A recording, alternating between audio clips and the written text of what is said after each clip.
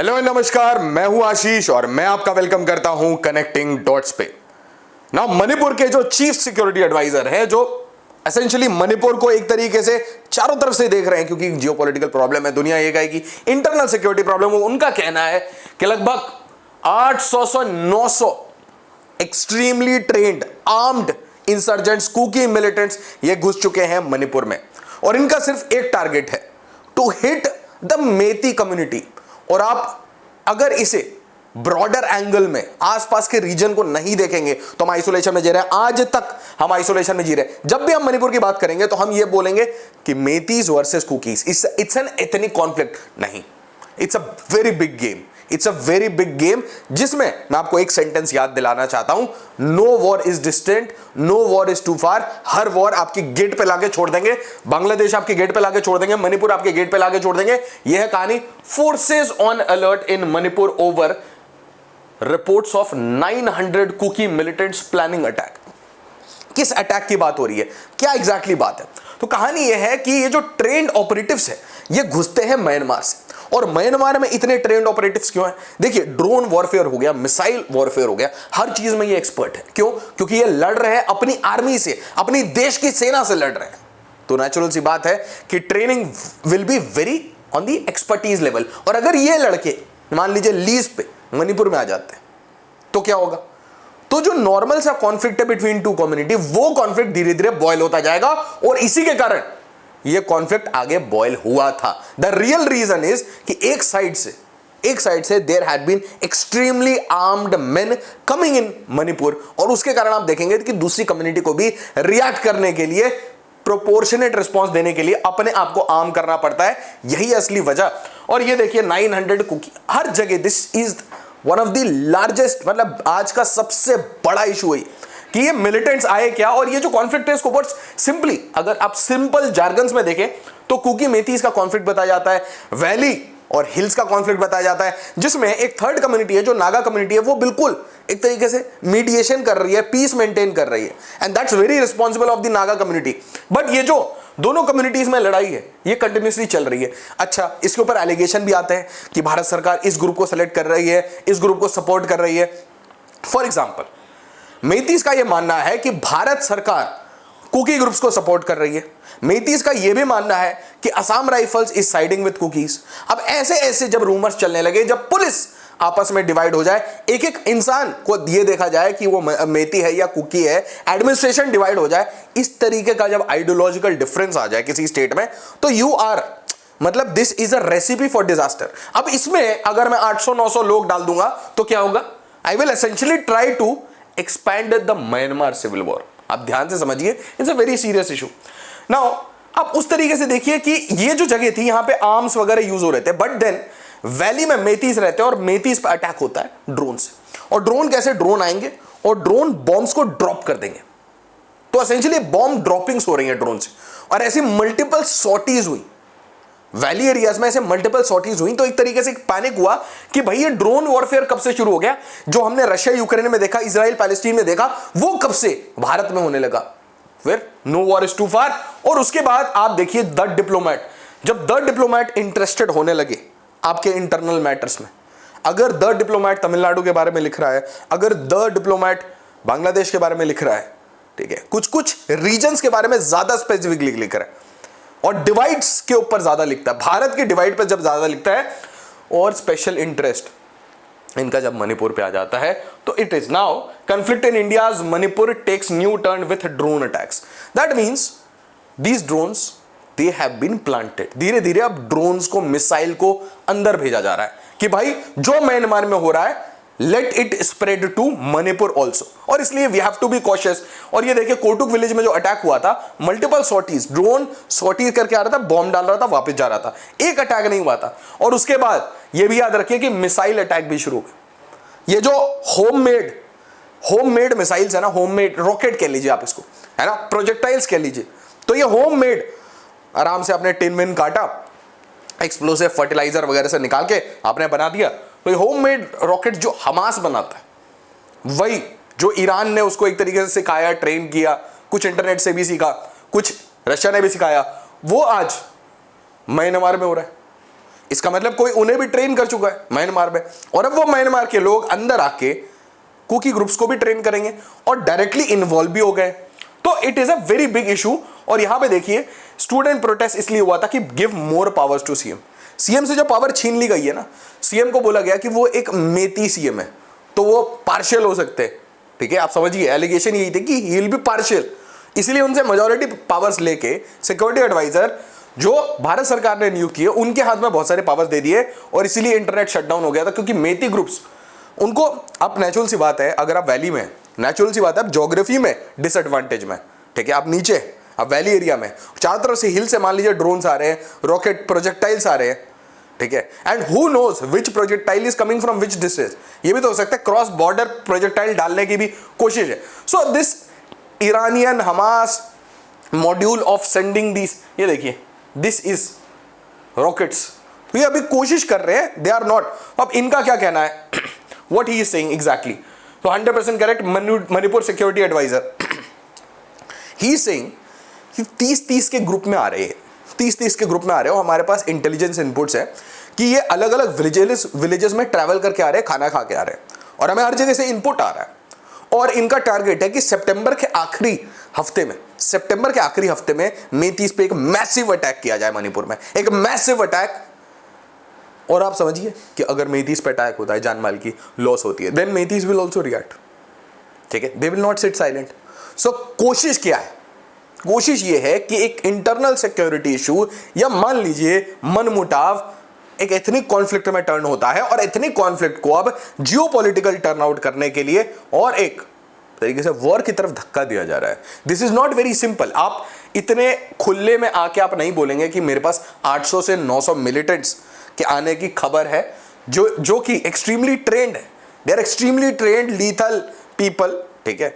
जिस तरीके से आपने देखा कि, और मेरे दिमाग में क्वेश्चन था कि जैसे ही हम आर्टिकल 370 हटाते हैं, कश्मीर को ठीक करते हैं, तो जम्मू में प्रॉब्लम होता है, तो मणिपुर में प्रॉब्लम होने लगता है। मतलब मुझे ऐसा लगता है कि कभी भी कोई कंट्री प्रोग्रेस कर रही हो तो वहां पे क्या प्रॉब्लम्स क्रिएट कर सकते हैं, मतलब क्या क्रिएट किए जाते हैं ना। आप मुझे फॉलो कर सकते हैं मालविया लाइव पे, आशीष मालविया ऑफिशियल सर्च करिए, और कनेक्टिंग डॉट्स के भी टेलीग्राम ग्रुप को ज्वाइन करिए ना। अगर आप सिविल सर्विस की प्रिपरेशन कर रहे हैं और आप बिहार में हैं, तो आप आइए हमारे फाउंडेशन बैच को ज्वाइन करिए। 27 सितंबर से हमारा फाउंडेशन बैच शुरू हो रहा है। कहां? बिहार में, पटना में। उसी तरीके से अगर आप इंग्लिश बैच ज्वाइन करना चाहते हैं सिविल सर्विसेज की, तो आप आइए करोल बाग, दिए गए नंबर पे कॉल करिए। 23 सितंबर से बैच शुरू हो रहे हैं। उसी तरीके से अगर आप हिंदी में प्रिपरेशन करना चाह रहे हैं, तो 19 सितंबर से ये बैचेस शुरू हो चुके हैं हिंदी माध्यम के मुखर्जी नगर में। साइमल्टेनियसली आपको पता होना चाहिए कि जिस तरीके से हमने बिहार में, पटना में अपने सेंटर खोले, उसी तरीके से उत्तर प्रदेश के सिविल लाइंस प्रयागराज में हमारा सेंटर है, वहां पे भी आइए, बैचेस शुरू होंगे। बेस्ट पॉसिबल फैकल्टी, और आपको prelims, mains, interview, test series सब कुछ इंक्लूडेड होगा इसी में। नाउ लार्जर पिक्चर को समझना जरूरी है कि आसपास के गेम्स क्या है, आसपास का पूरा मॉड्यूल क्या चल रहा है, what do they want exactly. तो सारी कहानी सिर्फ इस कंट्री की, सारी कहानी इस कंट्री की। इस कंट्री में एक सो कॉल्ड इनकी डेमोक्रेट थी, आंग सान सू की, ठीक है, द मदर ना, मदर ऑफ म्यांमार, आंग सान सू की। वो actually supported, western supported leader, ऐसा नहीं है शी इज अ पपेट और something, she is a good leader, but she is western support, ठीक है। दूसरा, इनके पास एक मिलिट्री हुंता है, ठीक है। मिलिट्री हुंता मतलब इनकी basically military that is supported by China, ठीक है। अब बिग बॉस ने क्या करना शुरू किया है, चाइना को हर जगह से डिस्प्लेस करना शुरू किया है, डिसमेंटल करना शुरू किया है, रेजिम्स टॉपल करना शुरू किया। उसी में सबसे बड़ा जो प्रोजेक्ट है, बांग्लादेश से बड़ा, मालदीव से बड़ा, किसी और कंट्री से बड़ा, वो सबसे बड़ा प्रोजेक्ट म्यांमार में चल रहा है, जिसको हम सबसे ज्यादा इग्नोर कर रहे हैं। मतलब मैं आपको ये कह रहा हूं, हमारा पूरा फोकस रशिया यूक्रेन पे होता है, इजराइल पे रहता है, ईरान पे रहता है, ठीक है। मैं आपको ये कह रहा हूं कि हमारे देश के पड़ोस में यहां पे सबसे बड़ा एक तरीके से हॉट वॉर चल रहा है, इट्स नॉट कोल्ड वॉर। एक साइड से यहां से पैसे आते हैं, चाइना आर्म्स आते हैं, और इस साइड से बिग बॉस के पैसे आते हैं, और इसीलिए अपनी पावर को कंसोलिडेट करने के लिए बिग बॉस यहां पे अपनी सरकार लेके आया। कोशिश ये है कि चाइना को इस एरिया में, ये साउथ चाइना सी में घेर लिया है, इसकी लामबंदी कर ली है, आइलैंड बना दिया, island chain, one island chain, second island chain. घेरना कैसे बोलते हैं वो यूएसए सीखी, एक आइलैंड का चेन बनाया, 2, 3 मल्टीपल आइलैंड के चेन बना के, बेस बना के छोड़ दिया है। अब कोशिश है कि इस एरिया से भी दबाया जाए, म्यांमार से दबाया जाए, बांग्लादेश से दबाया जाए। बेसिकली वो जो डोमिनेंस है, वो जो प्रभुत्व है जो इंडियन ओशन रीजन में, बे ऑफ बंगाल में, अरेबियन सी में वो बनाना चाहते हैं, उसको भी चैलेंज करना है और चारों तरफ से चाइना को एक तरीके से सराउंड करके रेस्ट्रिक्ट करना है ताकि चाइना अब ग्रोथ ना करे, और अगर ग्रोथ करे भी तो कहीं कॉन्फ्लिक्ट हो जाए, कॉन्फ्लिक्ट में फंस जाए। तो वो एक कोशिश है जिस तरीके से उन्होंने रशिया को कंटेन करने की हमेशा कोशिश की है ताकि वो पावर में बने रहे। और इसलिए भारत के लिए भी एक मैसेज है कि ये जो मॉड्यूल है, ये मॉड्यूल भारत को चेक करने के लिए भी है, बांग्लादेश को भी चेक करने के लिए, ये पूरे रीजन को भी चेक करने के लिए, बट मोस्ट इंपॉर्टेंटली चाइना को डिसमेंटल करने के लिए है। और इसीलिए आपको चिन स्टेट को समझना पड़ेगा। चिन स्टेट म्यांमार में है। आप सिंपल से देखिए, ये एरिया है चिन स्टेट। हम एक एक करके बस एरियाज देखते जाएंगे। चिन स्टेट आपको समझ आ गया, म्यांमार में। और चिन में, ये चिन स्टेट में है कौन, हु इज रूलिंग? तो चिन नेशनल आर्मी। अब ये देखिए, इन्होंने बेसिकली इनकी एक वो है कैंप है, कैंप विक्टोरिया, मतलब भारत के बॉर्डर से बहुत पास है। तो कैंप विक्टोरिया में ये सारे लोग एक तरीके से इनके रेबल्स का हेडक्वार्टर है। और अगर आप इनकी डेमोग्राफी देखिएगा तो जो चिन है वो majority they are Christians, they are Christian tribes. और जो चिन की एथनिसिटी है वो मिजोरम की जो कम्युनिटी है और जो कुकी कम्युनिटी है मणिपुर की, उनके साथ मैच करती है। अगर आप रखाइन स्टेट देखें, मैं आपको बहुत ध्यान से बोल रहा हूँ, रखाइन को ध्यान से समझिए। जब आप रोहिंग्यास की बात करते हो तो आपको रखाइन याद आएगा, रखाइन।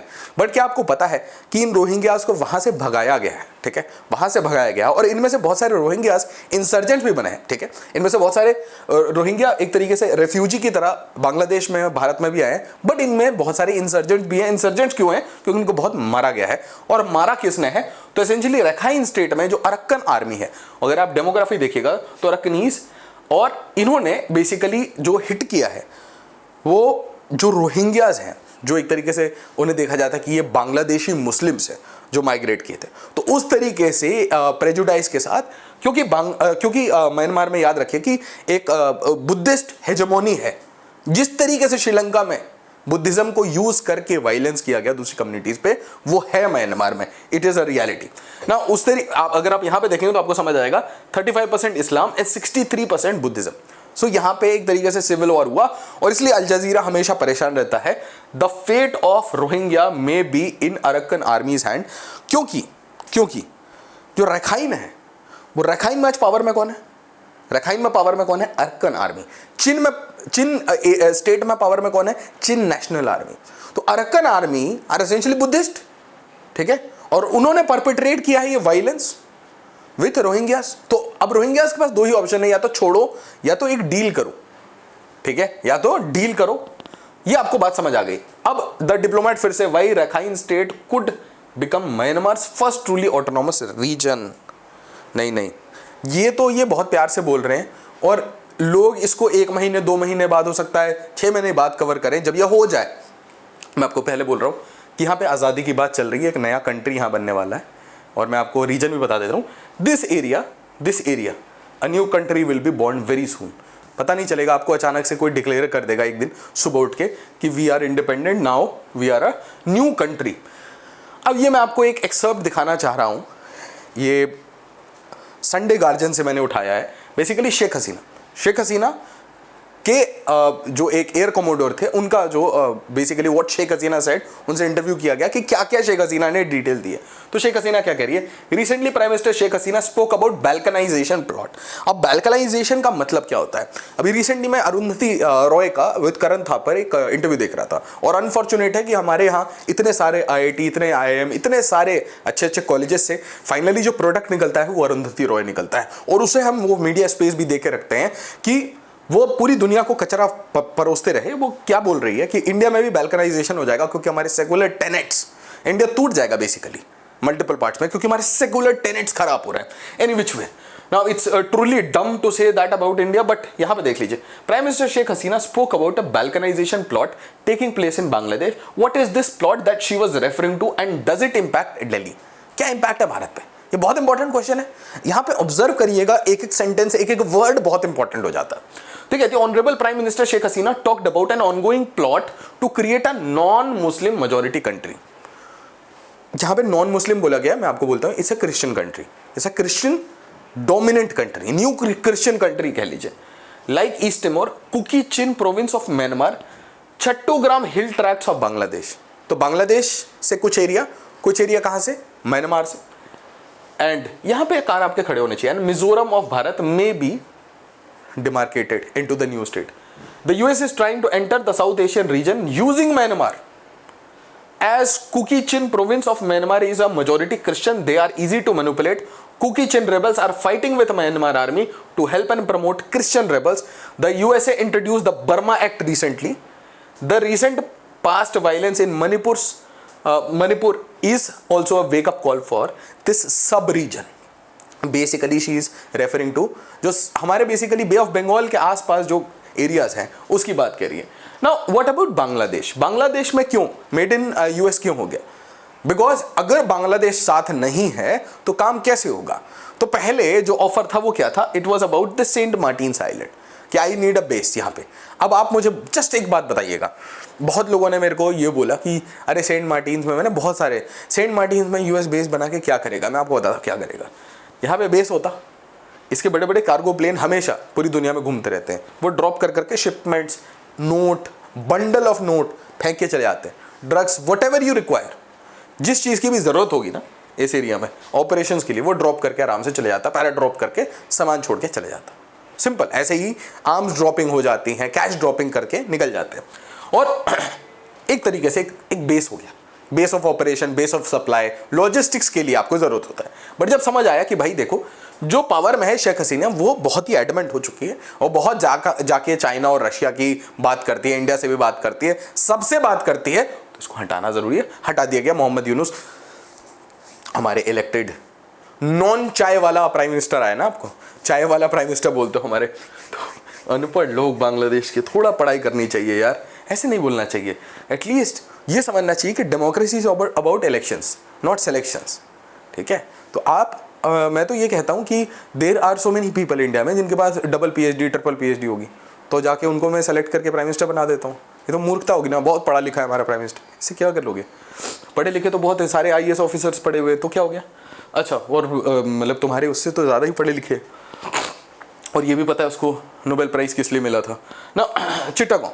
तो चिट्टागोंग का ये जो रीजन है, ये जो चिट्टागोंग का रीजन है, चट्टोग्राम, तो चिट्टागोंग हिल ट्रैक्ट्स में आज के डेट में वायलेंस चल रहा है. आज के डेट में वायलेंस चल रहा है. जो ट्राइबल्स और जो एसेंशियली भी रेडिकलाइज्ड जो मॉब अभी मास घूम रहा है चारों तरफ, उनके बीच में आपस में कॉन्फ्लिक्ट चल रहा है. तो ये सारे एरियाज आज भी बॉयल कर रहे हैं. What about Mizoram? मिजोरम में क्या हालत है? तो मिजोरम को आप सोचिए कि मिजोरम में जो कम्युनिटी रहती है, और मिजोरम ने बहुत सारी मास रेफ्यूजी ये उठाए हैं. कहां से? आसपास के रीजन से. What about Manipur? मणिपुर में कॉन्फ्लिक्ट चल रहा है. तो अगर हम सिर्फ भारत की स्थिति देखें तो आपको पता है कि त्रिपुरा के रास्ते बहुत सारे रोहिंग्या हैं, बहुत सारे बांग्लादेशी त्रिपुरा में घुस चुके हैं, और ये वो बांग्लादेशी हैं जो जिनमें से एक पर्टिकुलर प्रोपोर्शन स्लीपर सेल की तरह डिप्लॉय किया जाता है. ठीक है. जो ऑल अक्रॉस असम, मेघालय घूमते हुए जम्मू एंड कश्मीर तक पहुंच चुके हैं. उसी तरीके से मिजोरम में आपको पता है कि बहुत सारे कुकी रिबल्स ऑलरेडी एंटर कर चुके हैं, क्योंकि ब्रेदरन, भाईचारा है. और उसी तरीके से ये जो सदर्न हिल्स ऑफ मणिपुर है, ये एरिया पर्टिकुलरली अगर आप ऐसे घुसेंगे तो यहां पे आपको पता है कि एंटर कर चुके हैं ये कुकी रिबल्स. ये जो 800-900 का नंबर आ रहा है ना, ये पहली बार बोला जा रहा है. तो कुल मिला के कहानी ये है कि चिन एरियाज, रखाइन एरियाज, इन सबको मिला के फाइनली कोशिश की जाएगी. क्या कोशिश की जाएगी? कि ये जो एरिया है, this particular area will be separated. एक सर्कुलर अगर आप एरिया सोचें कि इतने एरिया से आप एक बहुत बड़ी कंट्री बना सकते हैं, कोस्टल कंट्री. और अगर आप स्ट्रैटेजिक लोकेशन देखें, सिर्फ स्ट्रैटेजिक लोकेशन देखें, तो आप देखिए अब बे ऑफ बंगाल पे डोमिनेट कर पाएंगे. अगर बिग बॉस यहां आके बैठ गया तो बे ऑफ बंगाल पे डोमिनेट कर पाएगा. इंडिया के विशाखापट्टनम पोर्ट पे ये जितने सबमरीन बेस, आईएनएस वर्षा बन रहा है ना, हर चीज पे नजर. कहां से सबमरीन निकल रहा है, कौन सा सबमरीन निकल रहा है, कहां न्यूक्लियर टेक्नोलॉजी पे काम कर रहा है, कहां पे एयरक्राफ्ट कैरियर डॉक कर रहे हैं, कहां पे नेक्स्ट एयरक्राफ्ट कैरियर किस टेक्नोलॉजी पे काम कर रहे हैं, क्या मूवमेंट है शिप्स की, सब कुछ पूरे बे ऑफ बंगाल रीजन में. और चाइना को हिट करने के लिए परफेक्ट एरिया. क्यों? क्योंकि आप कंटिन्यूअसली म्यांमार के धीरे धीरे कोशिश करोगे चाइना के ये बॉर्डर पे पहुंचने के लिए, और किसी ने आज तक ये किया नहीं है, तो इट्स वेरी बिग. बट उस टाइम में जो सबसे इंपॉर्टेंट चीज है वो है जो यूनिटी. मिजोरम सीएम साइट्स जो यूनिटी एज की reason for US visit. US के विजिट पे गए थे जब राहुल गांधी गए थे, उस टाइम में ये भी गए हुए थे, और उन्होंने कहा जो यूनिटी. अब जो यूनिटी का मतलब क्या होता है? 3 ट्राइब्स को एक साथ रखना, कुकी, चिन और जो। अब इनको एक साथ रखेंगे तो ये एक कंट्री कैसे हो सकता है? कुछ लोग ऑब्वियसली म्यांमार में, कुछ बांग्लादेश में है, ठीक है, कुछ भारत, बांग्लादेश, म्यांमार, तीनों में ये कम्युनिटी जुड़ी हुई है। इनको चाहिए जो यूनिटी। जो यूनिटी तो हवा में कैसे हो जाएगी? इसका मतलब इन तीनों में से किसी 2 कंट्री को अपनी जगह देनी पड़ेगी, या हो सकता है तीनों कंट्री को कुछ जगह देनी पड़े और ये कम्युनिटी सारी मिला के एक कोई कुकी नेशनल स्टेट बनाए, कोई कुकी स्टेट बनाए, जिसको कुकी लैंड आपने सुना होगा। कुकी लैंड, यहां के कुकी कह लेंगे, वहां के चिन लैंड कह लेंगे, कुछ लोग जो लैंड कह लेंगे, कुछ लोग जोमी लैंड कह लेंगे और बाद में आपस में लड़ जाएंगे। ये कहानी समझिए। मिजोरम सीएम साइड्स जो यूनिटी। उसके बाद Chin leader rejects Mizoram CM's appeal to build ties with stronger Arakan army. ये बात आपको ध्यान से समझनी पड़ेगी और बहुत ध्यान से यहां पे चर्चा पे ध्यान दीजिएगा। ये कह रहे हैं कि यहां पे रखाइन है, रखाइन में कौन डोमिनेंट प्लेयर है? अरक्कन आर्मी। यहां पे चिन है, चिन में कौन डोमिनेंट प्लेयर है? चिन नेशनल आर्मी। ध्यान सुनिए, तो मिजोरम के सीएम का यह कहना है कि ये जो रखाइन प्रोविंस में अरक्कन आर्मी है, इसके साथ चिन नेशनल आर्मी को दोस्ती कर लेनी चाहिए। ध्यान से सुनिएगा, मतलब जो बुद्धिस्ट अरकनीज आर्मी है उसके साथ आप दोस्ती करिए। कौन? The Christian chin army. दोस्ती करके साथ में, हो सकता है उसके नेक्स्ट स्टेटमेंट हो आजादी डिक्लेयर कर दीजिए। बट जैसे ही ये दोनों कंबाइन होते हैं, इट्स अ बिगर फोर्स, ठीक है, इट्स अ बिगर फोर्स। फिलहाल क्या हो रहा है, अरक्कन, इनसे आपस में भी इनका कॉन्फ्लिक्ट रहता है। अरक्कन वर्सेस चिन रहता है, अरक्कन वर्सेस हुंता होता है, चिन वर्सेस हुंता होता है, आपस में भी कॉन्फ्लिक्ट होते हैं। ये कह रहे हैं हमें यूनाइट करना है सारे जो लोगों को। तो मिजोरम के सारे लोग, मणिपुर के कुकी हिल्स के सारे लोग, चिट्टागोंग के लोग, सोचिए, और चिन लोग। और उसके बाद बोलते हैं कि चिन लोगों को दोस्ती अपनी शुरू कर देनी चाहिए किसके साथ? अरक्कनीज के साथ। तो उसके बाद तो इनको सीधा डांट किससे पड़ जाती है पता है? चिन नेशनल आर्मी। चिन नेशनल आर्मी सीधा सीधा बोल देते कि भाई क्या बोल रहे हो, फालतू की बात कर रहे हो, हम अरक्कन के साथ क्या करेंगे दोस्ती वोस्ती करके। उसके बाद इनको बार बार बोला गया है कि आप भेजिए ये जितने रेफ्यूजी आ रहे हैं ना, तो ये प्राइम मिनिस्टर को सीधा कह रहे हैं, can not push back Bangladeshi refugee. Mizoram CM to prime minister. तो ये चीजें आपको समझना पड़ेगा। उसके बाद Al Jazeera separated, why is India sealing its Myanmar border. अब मैं आपको ये बताना चाहता हूं कि भारत सरकार ने तो कह दिया कि हम अपनी बॉर्डर सील कर रहे हैं। पहले फ्री मूवमेंट रेजिम था, ओपन थी बॉर्डर, बट जो चीफ मिनिस्टर्स हैं वो एग्जीक्यूट ही क्यों करेंगे? जिन चीफ मिनिस्टर के इंटरेस्ट में नहीं होगा, जिन एरियाज में उनके इंटरेस्ट में नहीं होगा, जिन एरियाज में ऐसे इंसर्जेंट्स को आने देना उनके इंटरेस्ट में होगा, वहां पे बॉर्डर सील होने पे भी लोग आ जाएंगे। और मैक्सिमम जगह तो बॉर्डर सील हो ही नहीं रही। मतलब एक साइड से मेतीस कहते रहेंगे, गवर्नमेंट ऑफ इंडिया कहती रहेगी कि बॉर्डर सील करो, बॉर्डर सील करो, but they will not seal the border, they will always find a loophole. So यहां पे आपने देखा होगा कि a lot many times Mizoram CM has directly said कि भाई मुझे बॉर्डर बंद नहीं करना, I can not create and stop the border, artificial borders. So कुल मिला के आज जो कहानी ये दिख रही है, म्यांमार में very soon there is gonna be a independent state. सबसे पहले एक इंडिपेंडेंट स्टेट होगा। बट जो इससे लार्जर इशू है वो ये है कि ये जो इंडिपेंडेंट स्टेट है ये बेस होगा बिग बॉस का, और इस बेस से अब धीरे धीरे ये जो इंसर्जेंट्स हैं जिन्होंने वॉर हार्डन्ड है, ये वॉर हार्डन पैसे ही चाहिए होते हैं, डॉलर्स, दिल गेट डॉलर्स, ठीक है, दिल गेट एवरीथिंग, सब कुछ फैंसी मिलेगा, जो चाहिए लाइफ में वो मिलेगा। All they have to do is push the conflict towards India's north east. जिस तरीके से मैं आपको कहना चाहता हूं, जिस तरीके से कश्मीर को लोड कर रखा था, जम्मू को लोड किया था इस बॉर्डर से, अब वो कोशिश है इस साइड से इंडिया को लोड करें। और मोस्ट इंपॉर्टेंटली अब इंडिया अपनी ईस्ट में भी रिस्ट्रिक्ट हो जाएगा। अब इंडिया इस साइड से भी अपने आप को रोक देगा, काट देगा। और इसीलिए it becomes a very serious, मतलब आज देश का सबसे बड़ा विमर्श का कारण होना चाहिए ये कि यहां पे हमको क्या करना पड़ेगा। प्राइम मिनिस्टर मोदी अभी यूएस में, और इसलिए बिग बॉस के साथ फाइनल एक नेगोशिएशन कि आपने ऑपोजिशन से बात किया, आपने दुनिया भर के हर इंसान से बात किया, अब आप भारत सरकार से बात करके चीजों को रिजॉल्व करिए। अगर आप ये चाहते हैं कि हम आपके साथ अच्छे रिश्ते बना के चलें, क्योंकि हम आपके एलाई कभी नहीं बनेंगे, we don't trust you that much, we don't love you that much, हम आपके दुश्मन भी नहीं बनना चाहते। We want to be a neutral party, we want to be a neutral great power. हम आराम से पीसफुली ग्रो करना चाहते हैं।